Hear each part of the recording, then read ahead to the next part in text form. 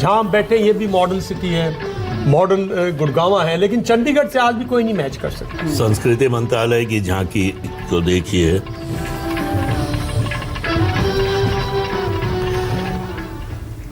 कुम्हार का पहिया परिवर्तन, गति, निरंतरता और सौभाग्य का प्रतीक चिन्ह माना जाता है।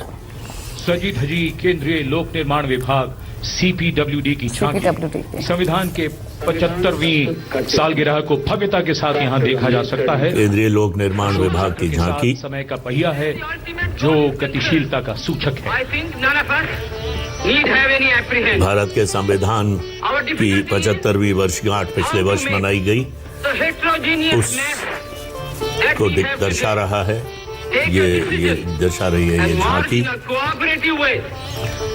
अशोक चक्र समय के पहिए के साथ प्रदर्शित है।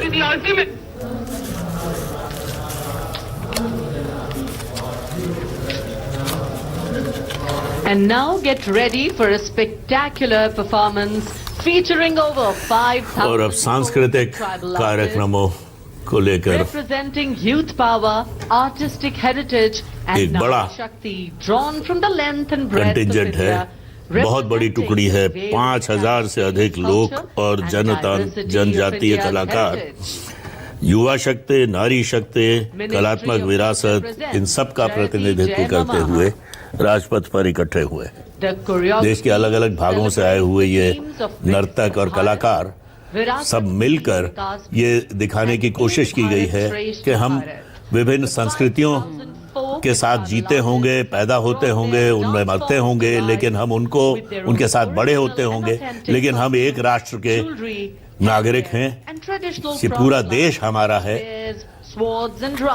देखिए, इनको राजपथ पर आज देखें, लेकिन जो रिज रोड पे रंगशाला जहाँ ये लोग रिहर्सल करते हैं, जहाँ ये लोग कैंप लगाते हैं, भारत का कितना बड़ा इंटीग्रेशन है। मतलब आप देखिए, इसको यहाँ आने के लिए इन्होंने यहाँ 2 महीने से लोग कैंप कर रहे हैं, तो डिफरेंट कल्चर्स का, डिफरेंट स्टेट्स का, डिफरेंट प्रैक्टिसेस का, मतलब इंडिया इंटीग्रेशन का एक बहुत बड़ा अपना ये व्हील है, आई मीन चैरियट है। इतने कलाकार, I mean this complete thing कोई साधारण बात नहीं है, लेकिन आज तो राष्ट्रीय पर्व का विशेष अवसर है और पूरा कर्तव्य पथ मानो कलाकारों और उनके गीत संगीत के लिए ये सब कलाकार अपनी अपनी स्वाभाविक वेशभूषा जो अपने अपने राज्यों में अपनी अपनी संस्कृति के हिसाब से है, उसी में है, लेकिन यहाँ पर सब एकता का प्रदर्शन और जिस तरह से तस्वीर नजर आ रही है, ऐसा लग रहा है कि इसको भी इस बार कंबाइन कर दिया गया है। इसको कंबाइन किया गया। Himachal Pradesh, gracing the plains of Delhi and being beamed across the world for the first time. Diversity is India strength. विभिन्नता भारत की ताकत है और विभिन्नता में एकता जो है साहब, वही भारत की। और जो यही चीज है जो दुनिया में अवेलेबल नहीं है कहीं। देखिए, दुनिया के अंदर बड़े बड़े पुल, बड़े बड़े बिल्डिंगें, सब कुछ है, आधुनिकता है, लेकिन जो ये चीज है ये दुनिया में धरोहर कहीं नहीं है। मतलब ग्रामीण भारत, डिफरेंट लैंग्वेजेस का भारत, विभिन्न वेशभूषाओं का भारत, विभिन्न रीति रिवाजों का भारत, ये भारत है साहब। इसी को देखने के लिए दुनिया वाराणसी आती है, इसी को देखने के लिए दुनिया उज्जैन जाती है, इसी को देखने के लिए दुनिया मध्य प्रदेश के और इलाकों में जाती है, यूपी के और इलाकों में जाती है, हरिद्वार में जाते हैं लोग। यही तो इंडिया का कॉन्फ्लुएंस है, यही भारत की स्ट्रेंथ है, यही भारत की विभिन्नता में भी एक मैं समझता हूँ भारत की स्ट्रेंथ है। Diversity is a great and this is a big platform. This is यहाँ से प्लेटफॉर्म दुनिया में जा रहा है आज। ये आज बहुत जरूरी है। करते हुए पथ का जो 2-2.5 किलोमीटर का एरिया है, उस पर सब चल रहा है, दुनिया देख रही है इसको। तो और यही भारत का है कि चर्निंग प्रोसेस में बार बार कहता हूँ कि भारत जो है, इसी से भारत नया भारत उभर के आता है। भारत किसी की इंडिविजुअल सोच से नहीं उभरता, भारत जो है इसी सोच से उभरता है, इसी सोच से स्ट्रेंथ मिलता है। चलिए आइए देखते हैं इस परफॉर्मेंस को।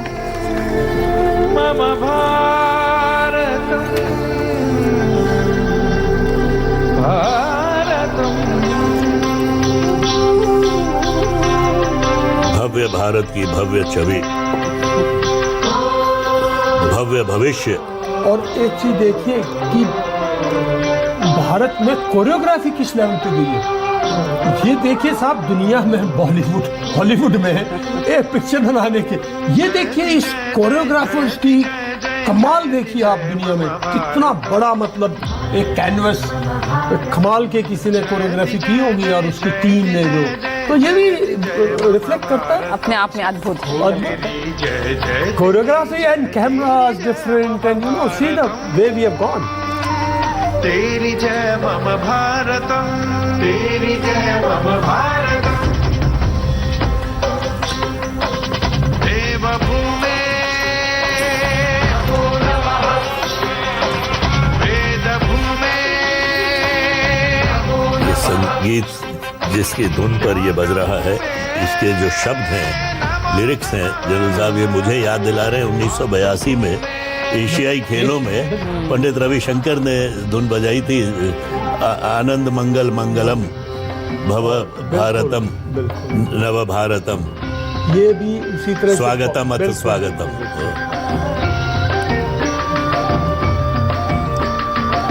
उसके बाद माँ तुझे सलाम, कई ऐसी चीजें, कई सॉन्ग्स हैं जो कि स्वतंत्रता दिवस हो या गणतंत्र दिवस हो, ये गाने हर तरफ गूंजते नजर आते हैं। और ये प्रोग्रेसिव इंडिया का। अब उस समय को याद करिए जब 47 के बाद देश के नेताओं के सामने, जिन्होंने देश को संभाला जरूर, सब पार्टियों की मिलकर के एक सरकार बनी थी जिसका नेतृत्व पंडित नेहरू ने किया, जिसमें हर पार्टी के लोग और उनके विचारधारा अलग अलग थी, लेकिन सबने मिलकर ये तय किया कि इस देश को संभालना सबके लिए ज़रूरी है। और सरदार पटेल ने जो इतना बड़ा काम किया था, देश की कितनी सैकड़ों रियासतों को मनाया उन्होंने देश में शामिल होने के लिए, भारत राष्ट्र में शामिल होने के लिए, वो कितना बड़ा काम था। देखिए गुरुदेव जी, जब सुनामी आती है ना और जब सैलाब आता है, जब अपने आप चीजें मिल जाती। आज़ादी की सुनामी थी, आज़ादी का सैलाब था, किसी में इतनी हिम्मत नहीं थी कि वो एक अलग प्लेटफॉर्म पे खड़ा उसके तिरंगे के नीचे आना स्वाभाविक था। जो प्यार से आया वो आ गया, जो प्यार से नहीं आया तो उसे भी। तो सन 61 में जो उस टाइम पर दो सोच में कर गया, वो देश के लिए समस्या छोड़ गया। अगर जम्मू एंड कश्मीर में उस टाइम पे जो भी लोग थे जिम्मेवार, राजा साहब जो भी थे, उन्होंने अगर वक्त पर फैसला लिया होता तो ये वक्त ही नहीं आता, ये वक्त ही नहीं आता। और अंग्रेजों ने जो उस टाइम पे चाल चली, जिस तरह से मिस कम्युनिकेशन करके डिवीजन किया, जिस तरह से ये पूरा का पूरा, तो भारत आज बहुत मजबूत होता। तो ये सैलाब था, उसमें ये स्वाभाविक था। और ये independence movement over a period of time थी। ये जब 20th सेंचुरी की शुरुआत हुई 1917-18 तक, 1910-11 में जब नरम दल गरम दल, और फिर उसके बाद जो भगत सिंह वगैरह की मूवमेंट थी, और फिर जो गांधी जी जो सैलाब लेके आए गांव और हर तरफ से जो लोग पूरे लोग एक हो गए, तो ये स्वाभाविक था। ये सब चीजें फिर होनी थी, ये फिर कोई टाल नहीं सकता था। सुनामी थी, इंडियन इंडिपेंडेंस। भारत क्यों? भारत की सुनामी के साथ दुनिया भर के अफ्रीकन कंट्रीज आजाद हुए, एशियन कंट्रीज आजाद हुए। वो एक कॉलोनिज्म के अगेंस्ट जो है एक मूवमेंट था। और ये हमारा सौभाग्य है कि उसका पूरे का नेतृत्व गांधी जी ने किया। I mean he was a messiah of peace and दुनिया के हर देश में जहां जिनकी सरकारों ने, अंग्रेजों ने उनको कैद रखा इतने समय तक, लेकिन आज यूनाइटेड किंगडम में जगह जगह गांधी जी की मूर्ति आपको लगी मिलेगी, उनके स्मारक बने हुए हैं। विश्व का कोई हिस्सा ऐसा नहीं है जहां पर गांधी जी का स्मारक नहीं है, उनको याद नहीं किया जाता। क्योंकि साहब एक त्याग का प्रतीक है। एक धनाढ्य परिवार में जन्म लिया, एक विदेश में जाके शिक्षा ग्रहण की और सब कुछ त्याग दिया। मतलब एक इंसान जो मेरे ख्याल में लंदन स्टिच सूट पहनता था, वो हमारी लंगोटी में एक और सिंपल धोती कुर्ता, बिल्कुल धोती कुर्ते में। जिस और हमारे ये ज्यादातर नेता जो थे, जनरल साहब आपने देखा, ये बारेट लॉ थे। वहीं विलायत में ही उन्होंने कानून पढ़ा बिल्कुल, और एक नई सोच। उनसे पहले मैं समझता हूँ अहिंसा शायद सिर्फ गौतम बुद्ध या महावीर ने प्रैक्टिस की होगी, लेकिन एक नई सोच बिल्कुल, और एक नई सोच मतलब भारतीय समाज को जोड़ने की एक नई सोच है। भारतीय समाज खुद विभाजित था साहब, हम लोग विभाजित थे, इतनी मतलब कास्ट सिस्टम ने और इतने दुनिया भर के रजवाड़ों ने देश को अंदर से चाट रखा था साहब। अगर हम विभाजित नहीं होते तो 200 साल अंग्रेज शासन कैसे कर वो अंग्रेज मुगल वो तो गिने चुने थोड़े से सैनिक लेके आए थे एक जहाज में। साहब वो तो उन्हें भी मजबूत करने वाले हम ही भारतीय। बिल्कुल बिल्कुल, इसमें तो एक बहुत बड़ी सोच थी।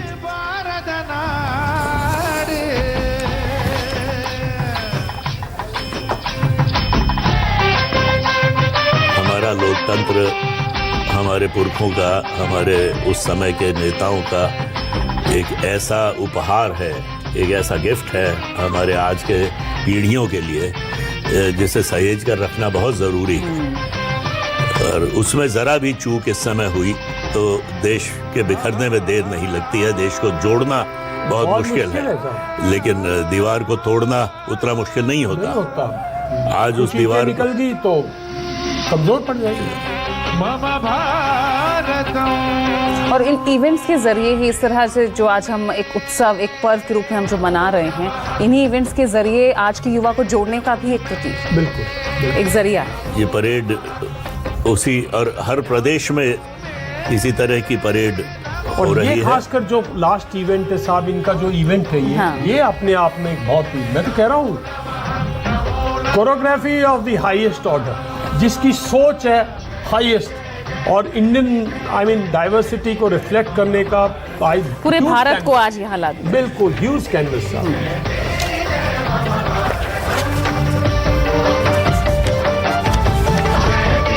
It's a Mahakumbh by itself. It's a Mahakumbh, Mahakumbh by itself on the Rajpath.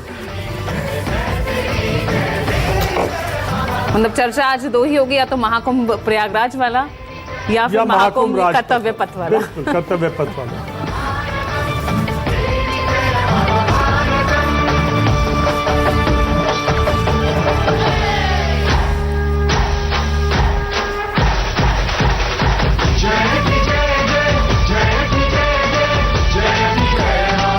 कितने ही धर्मों के लोग हमारे यहाँ रहते हैं, कितनी ही जनजातियों के लोग हमारे यहाँ रहते हैं, कितने ही विचारधाराओं के लोग हमारे नागरिक हैं, पर जब देश का नाम आता है, देश की ज़रूरत आती है, सब एक हो जाते हैं। सिर्फ हम आज आप राज्यों के, या खासकर दिल्ली के ऑफिसेज में चले जाइए, कार्यालयों में, तो क्या आपको दिखाई देता है कि ये मद्रासी है, या ये तमिलियन है, या ये पंजाबी है?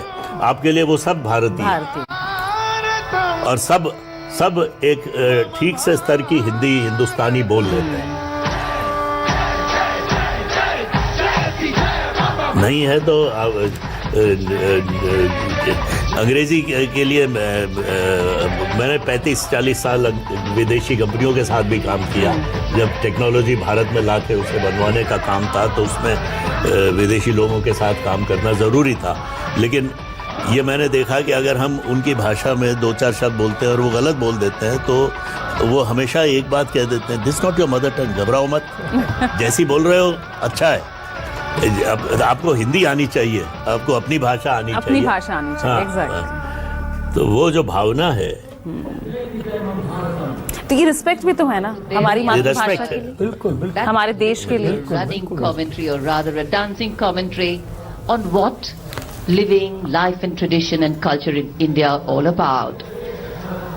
Well, now that we've lulled your sensibilities into a world of music and melody, let us challenge your sights with gravity-defying and gravity-redefining feats by the और daredevils अब of the है four मोटरसाइकिल अद्भुत प्रदर्शन। बात बताऊंगा।